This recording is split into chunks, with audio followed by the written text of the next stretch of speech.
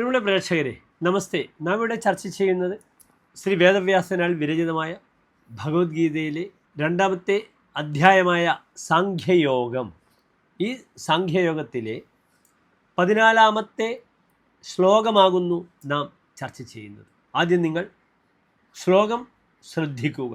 മാത്രാസ്പർശാസ്തു കൗന്ദേയ ശീതോഷ്ണ സുഖദുഃഖദാഃ ആഗമാപായിനോ നിത്യാഃ താൻ തിദിക്ഷസ്വ ഭാരത.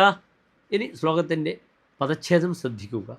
മാത്രാസ്പർശാഃ തു കൗന്ദേയ ശീതോഷ്ണ സുഖദുഃഖദാഃ ആഗമാപായിനഃ അനിത്യാഃ താൻ തിദിക്ഷസ്വ ഭാരത.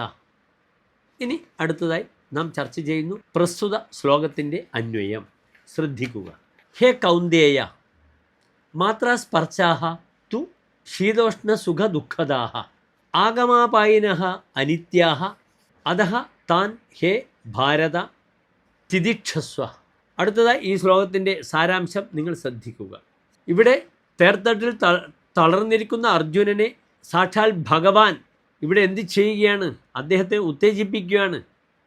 നമ്മുടെ ഇംഗ്ലീഷ് ഭാഷയിൽ മോട്ടിവേഷൻ ചെയ്യുകയാണ്.